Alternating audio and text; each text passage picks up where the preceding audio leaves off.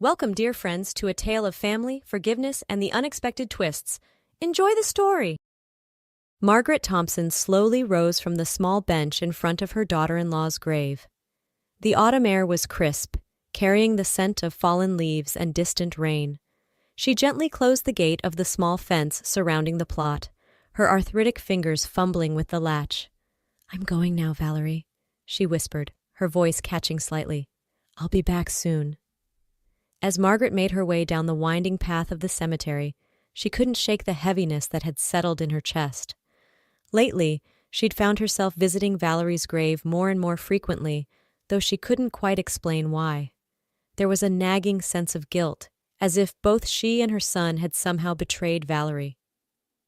Deep down, Margaret knew that Valerie would have been happy that David had found a good woman, that her daughter, Margaret's granddaughter, wouldn't grow up feeling like an orphan. But still, the guilt persisted. Valerie had died during childbirth. Their relationship had been good, not exactly close, but pleasant enough. It wasn't until after losing her daughter-in-law that Margaret truly understood what a wonderful person Valerie had been, and how selfish her own son could be. As she reached the cemetery gates, Margaret paused, memories flooding back. 3 years earlier. The doctor's voice was grave as he addressed David and Valerie in the sterile examination room. Margaret sat quietly in the corner, her presence a silent support for the young couple. "Mrs. Thompson, given your medical history, we strongly recommend a planned C-section," the doctor explained, his eyes serious behind his glasses. "It's the safest option for both you and the baby." David, his face set in a stubborn frown, spoke up.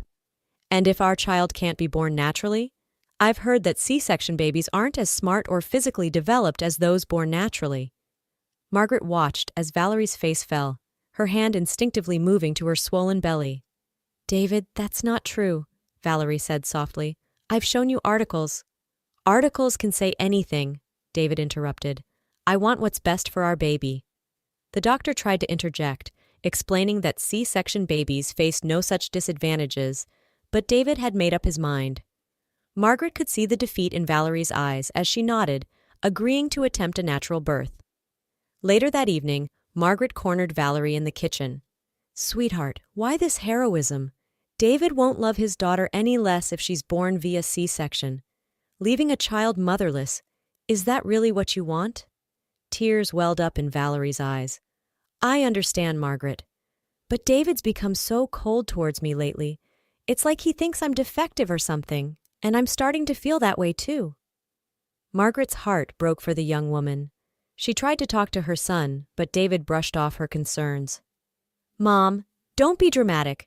The doctor said there's a 25% chance everything will be fine. We'll definitely be in that 25%, you'll see. Valerie's strong." But David's confidence was misplaced.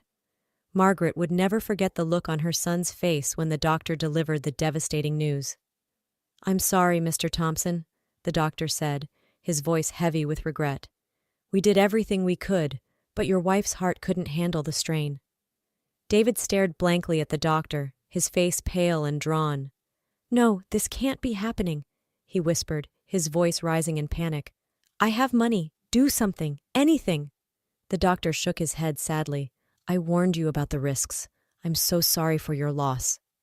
As the doctor walked away, David slid down the wall, his body racked with sobs. "Mom," he choked out, "what have I done?" Margaret could have comforted him, told him it was God's will, but she remained silent. She saw the state her son was in, and knew someone had to handle the paperwork and funeral arrangements. With a heavy heart, she set about the grim task, leaving David to grapple with the consequences of his stubbornness. 3 years had passed since Valerie's death. David had struggled to come to terms with his loss, but Margaret had given him little time to wallow in his grief. Little Sophia needed constant attention, and to David's credit, he threw himself into fatherhood with a dedication that surprised even Margaret. About 6 months ago, David had introduced them to Tiffany. She was beautiful, with long blonde hair and striking green eyes, but there was something about her that made Margaret uneasy. She was quiet, almost too quiet, and there was a coldness in her eyes that Margaret couldn't quite place. Margaret knew she should be happy for her son, After all, didn't Sophia deserve a mother figure in her life? But something held her back from fully embracing Tiffany. Instead, she found herself visiting Valerie's grave more frequently, seeking solace and answers from the daughter-in-law she had lost. As Margaret walked home from the cemetery, she decided against calling a taxi. The weather was pleasant, and the walk would do her good. She needed to clear her head, to shake off the melancholy that had settled over her during her visit to Valerie's grave. When she arrived home, she found the house quiet. David was out, probably at work. Margaret tried not to leave Sophia alone with Tiffany too often, not because she didn't trust her new daughter-in-law, but because she didn't want to burden her unnecessarily. After all, Sophia wasn't Tiffany's child. They needed time to bond, to become friends. "Tiffany?" Margaret called out as she entered the house. "Where's David?" Tiffany's voice drifted from the living room. "Oh, he had to rush to work. Something broke down, I think. He said he won't be back until morning."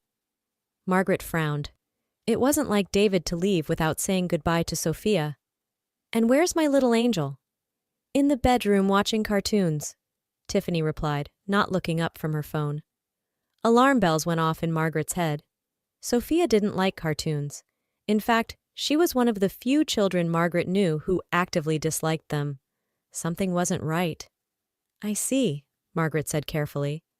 "Well, I think I'll take her for a walk. The fresh air will do her good." As Margaret headed toward Sophia's room, she couldn't shake the feeling that something was very, very wrong in her son's household.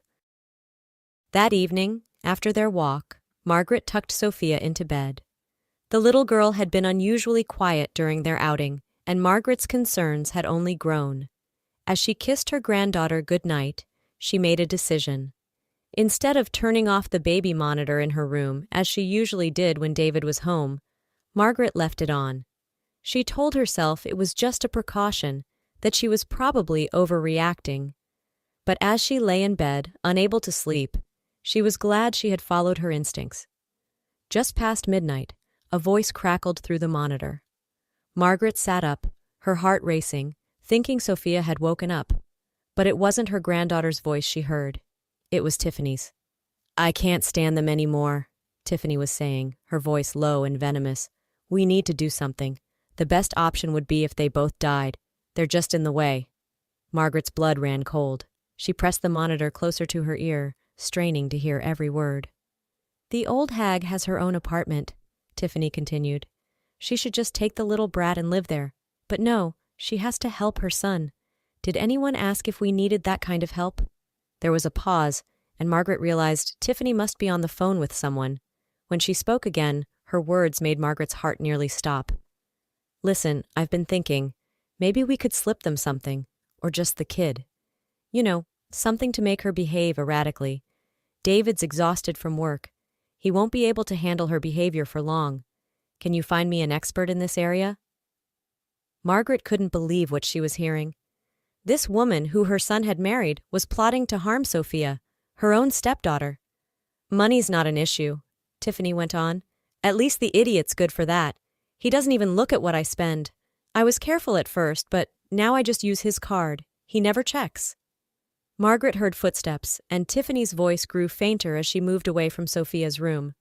But her final words came through clearly, chilling Margaret to her core.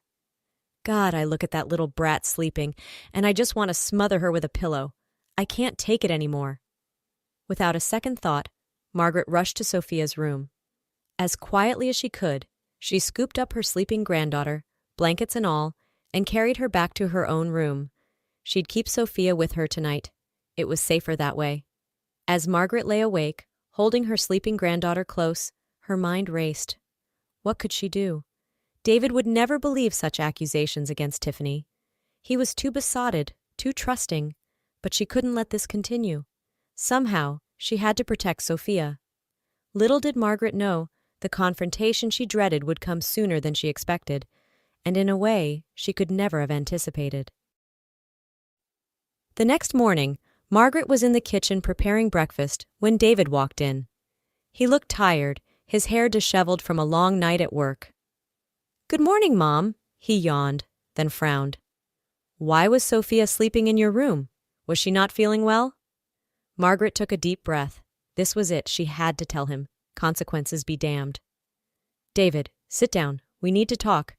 Concern flickered across David's face as he took a seat at the kitchen table. What's going on, Mom? You're scaring me. Margaret sat across from him, her hands clasped tightly in front of her. Last night I heard something disturbing. It was Tiffany on the phone with someone. She was talking about hurting Sophia. David's face darkened. What are you talking about, Mom? Tiffany would never— Please, David, let me finish, Margaret interrupted. She recounted everything she had heard through the baby monitor, watching as her son's expression shifted from disbelief to anger. When she finished, David stood up abruptly, his chair scraping against the floor. I can't believe this, Mom. I never expected this from you. Tiffany's been telling me for weeks that you've been hostile towards her, but I thought she was imagining things. Now I see she was right. Margaret felt as if she'd been slapped. David, why would I make this up? I'm trying to protect Sophia. Protect her from what? David snapped. From having a mother? From being part of a normal family?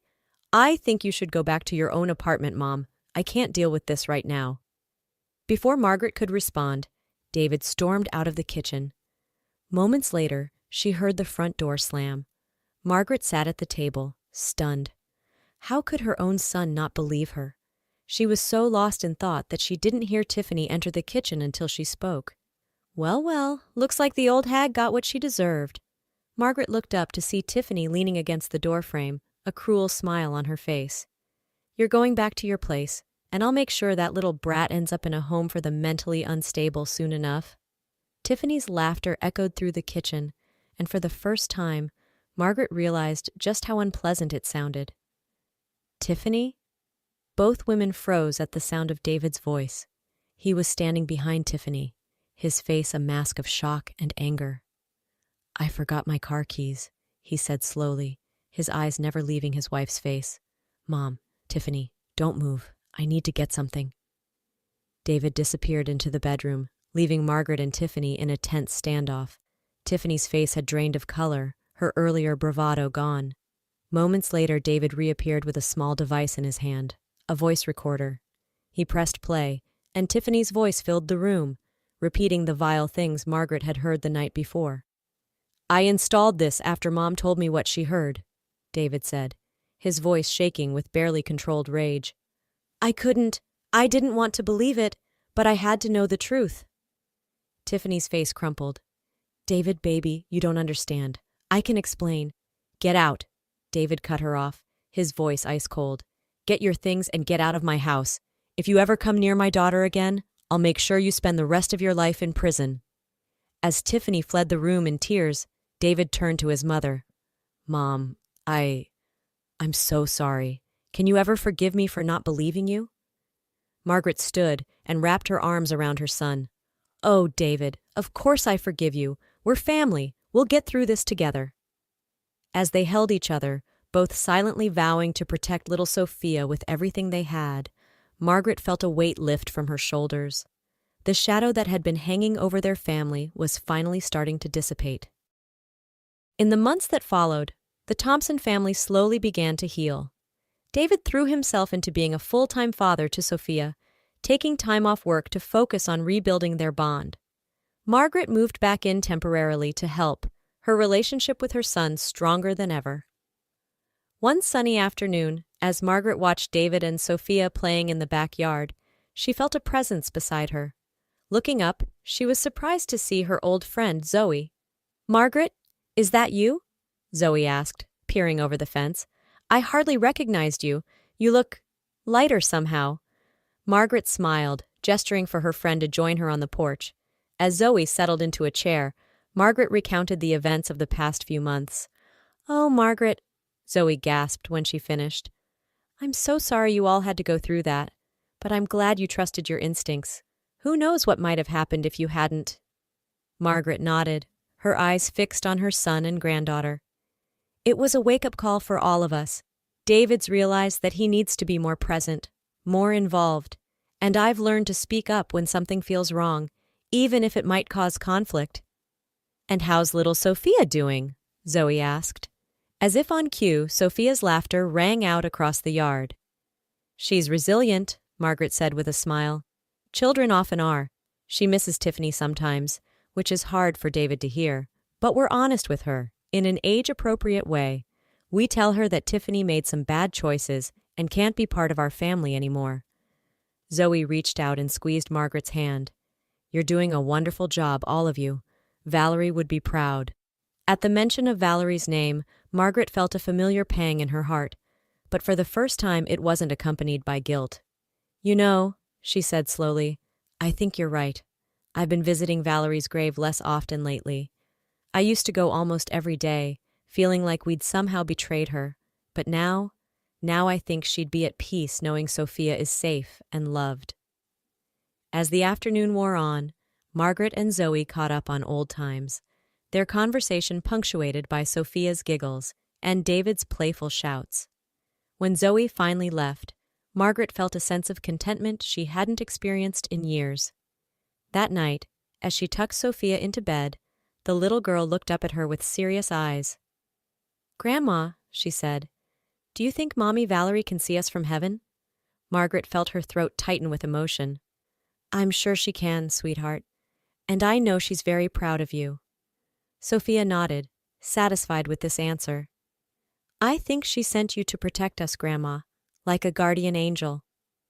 As Margaret kissed her granddaughter goodnight and turned out the light, she felt a warmth spread through her chest.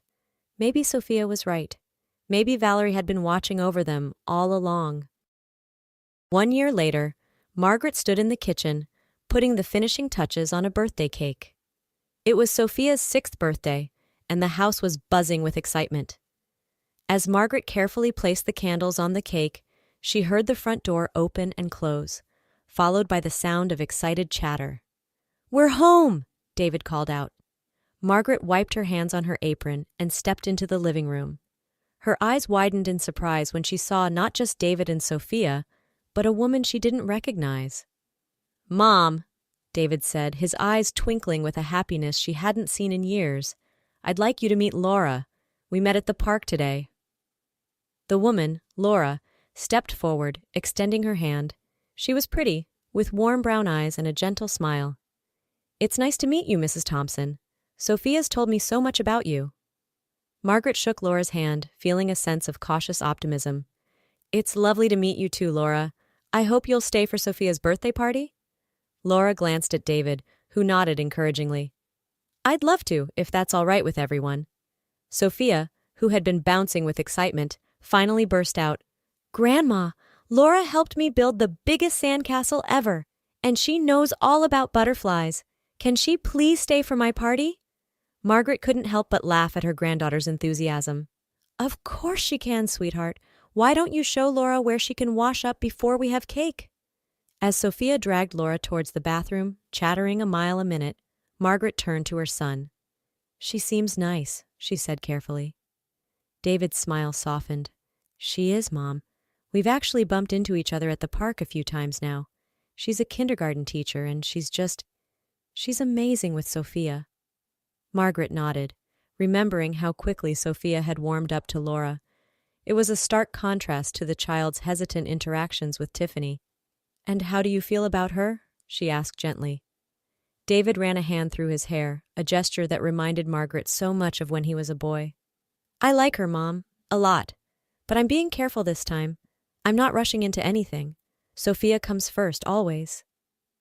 Margaret felt a wave of pride wash over her. Her son had grown so much in the past year. "I'm glad to hear that, David. And for what it's worth, I have a good feeling about Laura." The birthday party was a joyous affair. Sophia's friends from school arrived, filling the house with laughter and the chaos that only a group of 6-year-olds can create. Laura fit in seamlessly, helping to organize games and keep the children entertained. As Margaret watched Laura help Sophia open her presents, she felt a tap on her shoulder. It was David. "Mom," he said quietly, "I wanted to thank you for everything, for being there for us, for protecting Sophia, for believing in me even when I didn't believe in myself." Margaret felt tears prick at her eyes. She pulled her son into a hug. "Oh, David, that's what family does. We stand by each other through thick and thin. Later that night, after the last guest had left and Sophia was tucked into bed, Margaret found herself sitting on the porch swing. The night was clear, stars twinkling overhead. "Mind if I join you?" Laura's voice came from the doorway. Margaret patted the seat beside her. "Please do." As Laura settled in, Margaret studied her profile in the moonlight. There was something about this woman that put her at ease, a genuineness that she hadn't felt with Tiffany. "Mrs. Thompson," Laura began, but Margaret interrupted her. "Please call me Margaret." Laura smiled. "Margaret, I just wanted to say, I know I'm new here, and I know you and your family have been through a lot. I want you to know that I respect that. I'm not trying to replace anyone or push my way in. I care about David and Sophia, and I hope that in time, we can get to know each other better." Margaret felt a warmth spread through her chest. "I'd like that very much, Laura, and for what it's worth, I think you're already off to a wonderful start." They sat in comfortable silence for a while, the gentle creaking of the porch swing the only sound. Finally, Margaret spoke again. "You know, I used to visit my daughter-in-law's grave almost every day, Valerie, Sophia's mother. I felt so guilty, like we were betraying her somehow by trying to move on." Laura listened intently, her eyes full of compassion. "But lately," Margaret continued, "I've been going less and less. And when I do go, it's not out of guilt anymore. It's to remember her, to tell her about Sophia's latest achievements. I think she'd be happy to see us healing, to see Sophia thriving." Laura reached out and squeezed Margaret's hand. "I'm sure she would be. And I hope you know, I'm not here to replace Valerie. I just want to add my love to the abundance of love Sophia already has in her life." As they sat there, under the stars, Margaret felt a sense of peace settle over her. The road ahead might not be easy, but for the first time in a long time, she felt hopeful about the future. Inside, she could hear David moving around, probably cleaning up the last of the party mess. Sophia's soft snores drifted through the open window, and here, on the porch, sat a woman who might just be the missing piece their family hadn't known they needed. Margaret sent up a silent prayer of thanks, to God, to the universe, and yes, even to Valerie.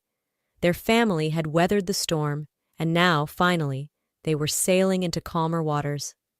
As the night wore on and the conversation flowed easily between Margaret and Laura, one thing became clear. The shadows that had haunted their hearts were finally beginning to fade, replaced by the warm glow of new beginnings and second chances.